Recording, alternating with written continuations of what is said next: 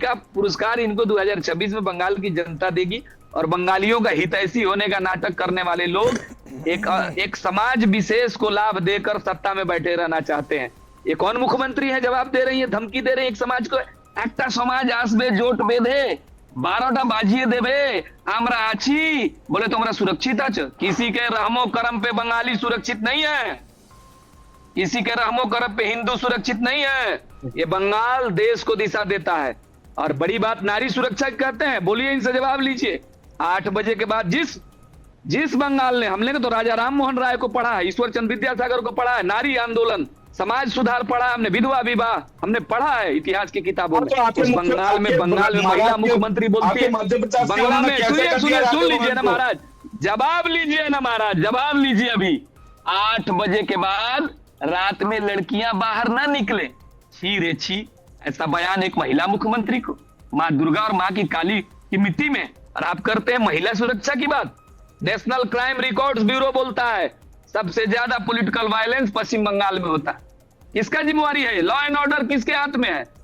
आप ये सब झुंझुना दिखा के इस बार विधायी तय सुपड़ा साफ होगा। 21 हाफ था, इस बार तृणमूल साफ होगा। कोई दुनिया की ताकत नहीं बचा पाएगी। वैसे भी तो ममता बनर्जी हार चुकी है। और दूसरी बात, अभी डीए का मुद्दा, सुप्रीम कोर्ट ने कहा डीए दीजिए, ये बोलती मेरे पास पैसे नहीं है।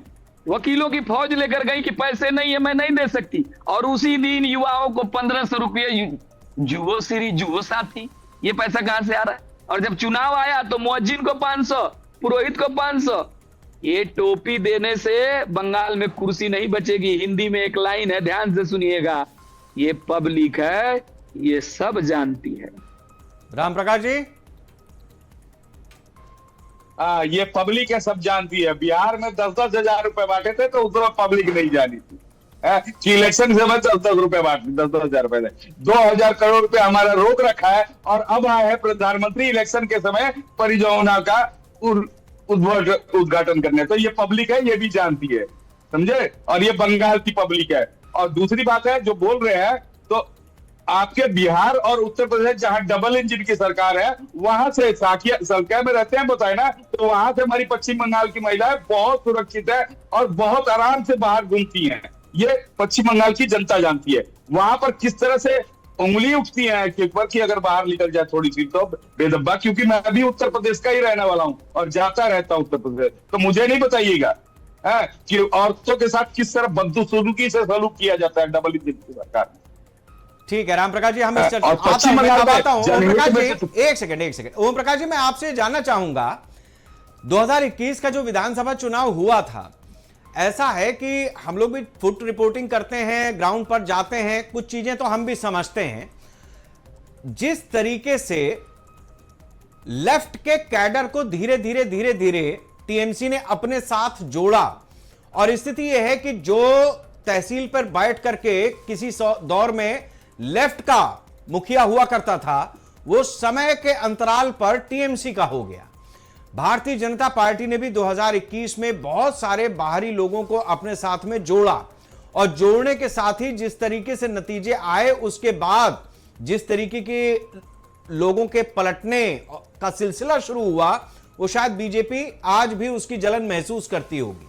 तो इस बार आपने इस चीज का कितना ख्याल किया है कि जो लोग आपके साथ मौके पर जुड़े, और केवल जुड़े ही नहीं थे, कई तो उसमें ऐसे थे जो स्पाई की तरीके से टीएमसी की तरफ से आपकी पार्टी में आए, आपने टिकट दिया, वो चुनाव लड़े, जीते, और जीतने के बाद वापस टीएमसी में चले गए। देखिए, भारतीय जनता पार्टी दुनिया की सबसे बड़ी राजनीतिक पार्टी है, विशाल परिवार है हमारा। हम प्राइवेट लिमिटेड कंपनी नहीं है तृणमूल की तरह, जहां 2 लोगों को करता है, 2 ही लोग हैं। तो इतने विशाल हल में खुला हृदय है, सभी का स्वागत रहता है। इसमें पार्टी जरूर ध्यान रखती है कि समाज के कलंकित लोग और समाज पीड़ा देने। अरे ओम प्रकाश जी, वो बात आप ऐसे बड़े स्तर पे कहें वो ठीक है, लेकिन आप जिसको शामिल कर रहे हैं उसको टिकट दे रहे हैं, आपके टिकट पर वो चुनाव लड़ रहा है, जीत रहा है, और रिजल्ट के बाद वो वापस टीएमसी में जा रहा है और कह रहा है नमस्ते टाटा बाय बाय, मैं आपका था ही नहीं, मैं तो आया था केवल ये देखने की आपकी तैयारी क्या है। ये सही बात है आपने कही कि तृणमूल ने पिछली बार 2021 इस तरह का कुछ एक षड्यंत्र किया था। तृणमूल की नीति यही रही है, इसका हमें क्षति हुआ। इस बार 2026 में फुल प्रूफ प्लान है। ऐसे किसी भी तत्व को भारतीय जनता पार्टी ने उम्मीदवार बनाएगी, न नेता बनाएगी, ना ही जनता उन्हें उम्मीदवार देगी। जनता पंचायत जो सबसे बड़ी पंचायत है, पार्टी फुल प्रूफ प्लान के साथ हम उतरे हैं। जीत सुनिश्चित है, बस जो डेकोरम है, प्रक्रिया, उसका पालन हो रहा है। और मोदी जी की रैली ने साबित किया कि भाजपा की है, तृणमूल जाति। और 2021 हम लोगों ने बहुत कुछ सीखा है, तो पार्टी ने गंभीरता से विचार किया है और उसी के हिसाब से।